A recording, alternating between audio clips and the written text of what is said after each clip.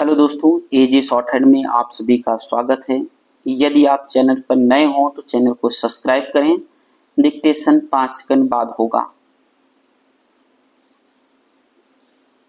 Ready start. महोदय, कोसी नदी जिसे शोक और दुख का सूचक माना जाता है, इस वर्ष फिर अपने प्रकोप से महान हानि का कारण बनी। अब इस नदी पर काबू पाने और इसकी उपद्रवी लीला समाप्त करने के लिए भी योजना तैयार हो गई है। इस योजना की रूपरेखा तैयार हो चुकी है और निर्माण का काम हाथ में लिया जा चुका है। आशा है इस योजना के निर्माण से बड़े पैमाने पर जनसाधारण को सेवाएं उपलब्ध होंगी। जब यह नया परीक्षण सफल होगा तो महान योजनाओं के निर्माण में और भारत की महान जनशक्ति के उपयोग के संबंध में हमारी जानकारी और अनुभव से महत्वपूर्ण वृद्धि होगी।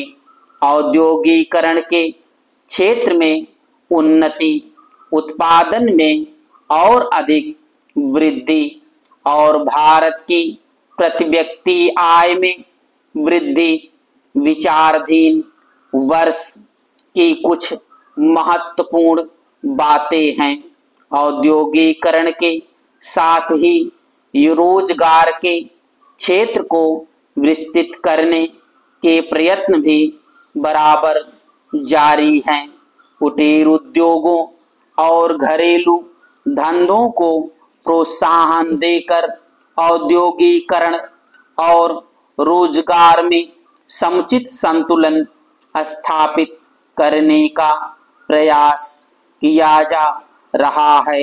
यह बात सभी स्वीकार करते हैं कि यदि भारत के जनसाधारण को उदासीनता और हार मानने की भावना से मुक्त करना है तो बढ़ती हुई बेरोजगारी को दूर करने का उपाय करना होगा।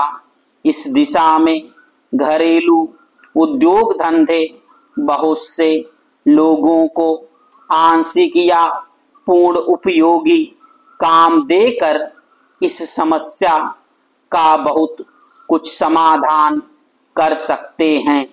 इसलिए पंचवर्षीय योजनाओं में पुराने घरेलू उद्योगों को पुनर्जीवित करने और चालू कुटीर उद्योगों को प्रोत्साहन देने की व्यवस्था की जा रही है। पैरा विदेशी मामलों के क्षेत्र में हमारी सफलता और भी अधिक है। हमारी नीति, जिसे मैं सक्रिय और स्वदेश तटस्थता की नीति कहना चाहूँगा, वास्तविक व्यवहार में किसी भी देश अथवा यहाँ के लोगों को अपना शत्रु न समझने की नीति है। इस नीति के फलस्वरूप हमें विश्व शांति के पक्ष की कुछ सेवा करने का अवसर मिला है। हम प्रसन्न और आभारी हैं कि संसार के राष्ट्रों में भारत का स्थान इतना ऊंचा है। इंडोचीन निरीक्षण और नियंत्रण अंतर्राष्ट्रीय आयोग की अध्यक्षता हमने स्वेच्छा से स्वीकार की है और हमारे नागरिक यथासाध्य उस देश में शांतिपूर्ण निर्वाचन संबंधी समस्याओं का सामना कर रहे हैं। हम सभी राष्ट्रीय अथवा अंतर्राष्ट्रीय समस्याओं का निपटारा शांतिपूर्ण ढंग से चाहते हैं।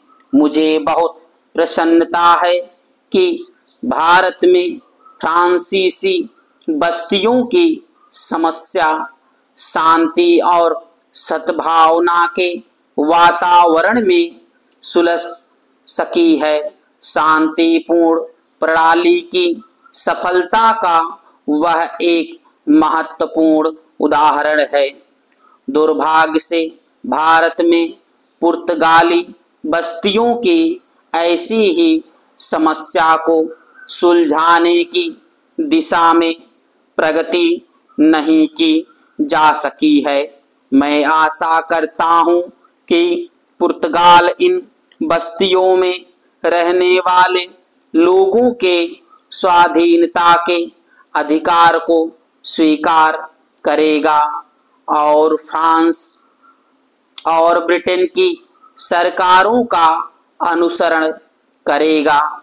जैसे ही यह वर्ष समाप्त हो रहा है, हम अपने सबसे निकट के पड़ोसी पाकिस्तान के साथ अपने संबंधों में अपने सुखद परिवर्तन देखते हैं।